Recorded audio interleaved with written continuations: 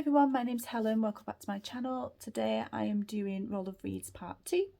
I promised my little girl Sophie that if I read quite a few of the books that I'd done in part 1 that we would do some more rolls, and that's what we did. So without further ado, I will show you the rolls and then we will come back and I will show you what I've picked for those prompts. Right, next roll, so excuse us treacle. 13 is that? Treacle. Yeah, 13. So find number 13, so we didn't get 13 last time. Mentioned in the Gilmore Girls. Okay. So for the first roll, we got a book that's mentioned in the Gilmore Girls. I had a look on my shelves. The only book that I had there for that whole entire list that I could see was Sense and Sensibility by Jane Austen. It is the only book out of her 6 novels that I haven't read yet and I've been meaning to read for a while. The classics do tend to take me a bit longer, so I have got a bit of a challenge on there, only because I am on the 21st of March now, so I've got 9 days till the end of the readathon. However, because Eurovisionathon starts mid-April, I am going to carry on these reads into April until that readathon starts. So that gives me a bit more time. Obviously, I won't be able to count them for the readathon in terms of putting them on the form for Mel, but any after that will just keep me ticking over till Eurovisionathon. The writing in this book is quite small as well, but we're looking at maybe 280 pages. So hopefully should be able to get that one done. So that is for the Gilmore Girls prompt. Next, I'll fill that one up. Right. And roll 16. We didn't get 16. That's right here. Okay. Favourite colour on the cover. Okay. So, which is green. Yeah, so a green cover. Just if you don't know, my mum's favourite colour is green. Right, go on. Just to let you know.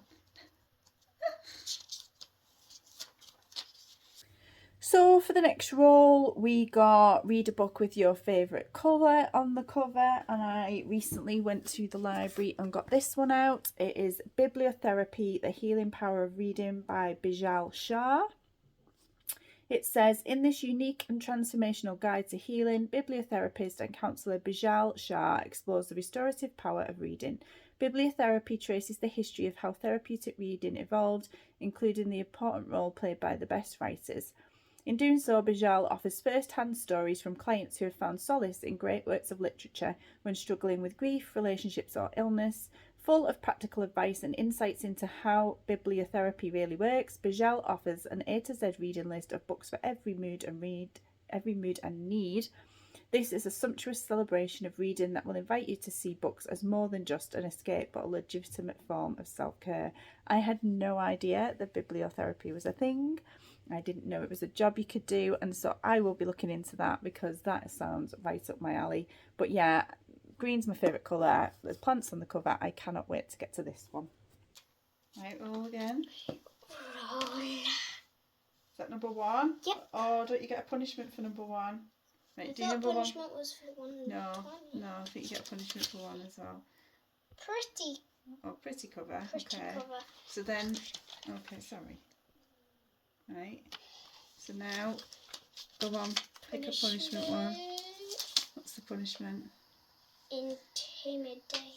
Oh, so I've got to read something intimidating. Great.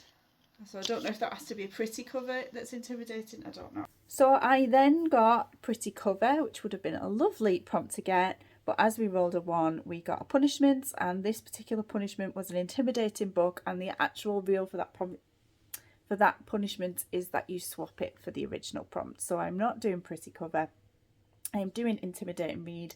I looked on my shelves for books that have been there for a while that I just keep putting off, and this is certainly one of those. I bought this ages ago. It's First to Die by James Patterson. It's part of the Women's Murder Club, and there are many of those now. So it says, as the only woman homicide inspector in San Francisco, Lindsay Boxer has to be tough.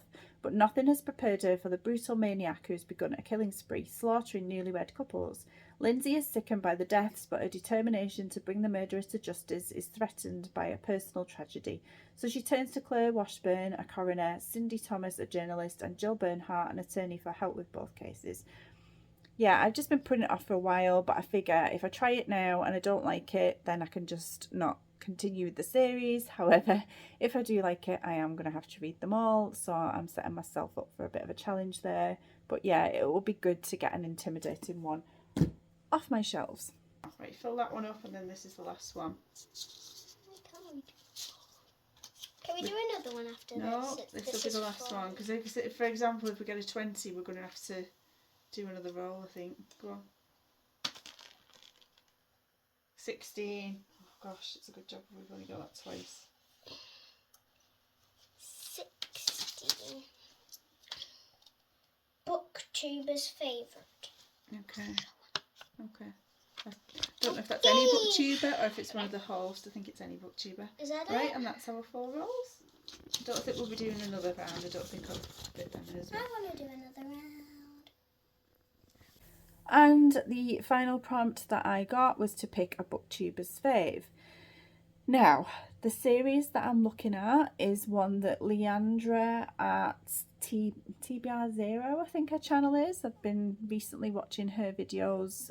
She's pretty new to me and I'm really enjoying them. But she's doing a read along of the Elsie Silver series, which starts with Flawless. I believe they're cowboy romances, but she's doing this read along with other people. I think there's, I want to say 4 or 5 books in the series. I've ordered them all from the library. I'm hoping that the first one comes in soon. I believe some have already. I just don't know if Flawless has come in yet. But it was on one of Steph Love's favourite videos, and I thought that kind of works quite well because I'd already seen that this read along was going along. So for this one, I have picked Flawless by Elsie Silver. So there you have it. In terms of the first lot of rolls, I'll let you know where I was up to with that.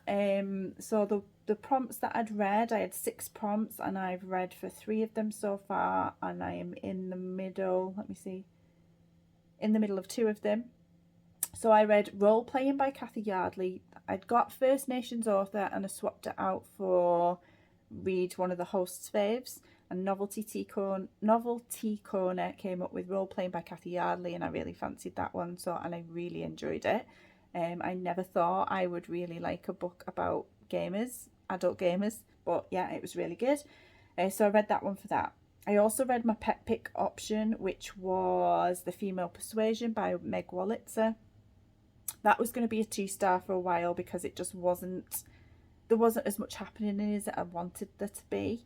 However, towards the end, there were some really poignant bits that I picked quotes out that I thought I will remember these quotes because they meant something to me. So it pushed it up to a 3-star. So I won't forget that book for certain parts of it, but it's not. I'm glad I've read it and it's off my shelves, but it's not one that I'd rave about to other people necessarily.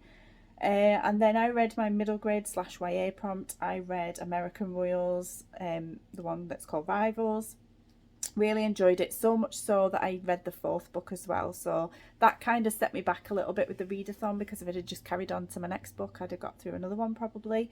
But I had to finish that series and I really enjoyed it. So if you're into YA and you like things like Gossip Girl, The Crown, anything like that, you will really love those books. So I'm maybe a 1/3 plus into City of Brass. I'm not feeling it at the minute. It's my first foray into fantasy. There's a few different, I don't know if you call them tribes, but yeah, different tribes of people. I'm trying to remember the names, and yeah, it's just hard to keep a track of. And I've heard from people in the read along that I'm taking part in that it does get easier, and I'm seeing there's a Discord group and they're in chapters, and I'm seeing at the next few chapters people are saying it's getting really good. So I think I do need to persist, but I'm doing it on an ebook and I don't always do well with ebooks, so I've ordered it from the library. It has come in for me and I'm going to go and get it at the weekend, and I'm hoping that will help me speed on through. I'm also partway through Second Chances in Newport Stephen, which is a romance. a second chance romance, really. So yeah, just really into that. And then the last one, Maya's Law of Love, I haven't started that yet, but I'm part of the blog tour for that. And so that blog tour I'm on for the 6th of April, so I have time, and I'm thinking I might push that one into April. So that's where I'm up to with the first lot of roles. Obviously I've now got these second lot of roles, and it gives me more options. If I decide not to carry on with City of Brass, that's fine, because I've got others that I can now get to.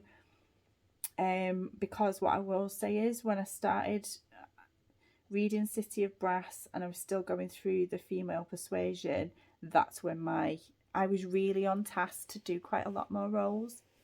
And then when I started them two at the same time, my reading kind of slumped, and I fought hard to get it back. So we will see where we go with that. I need to decide at what point I give up on City of Brass if it just doesn't hold me anymore. I'm quite stubborn in that way. So thank you for watching, and you will be getting to probably 2 videos in 2 days from me now, because I will be doing the Eurovision-a-thon announcement video. I'm probably putting it up tomorrow. I still have to find some for some countries, but I will talk about that in that video. So I will see you tomorrow. Thank you. Bye.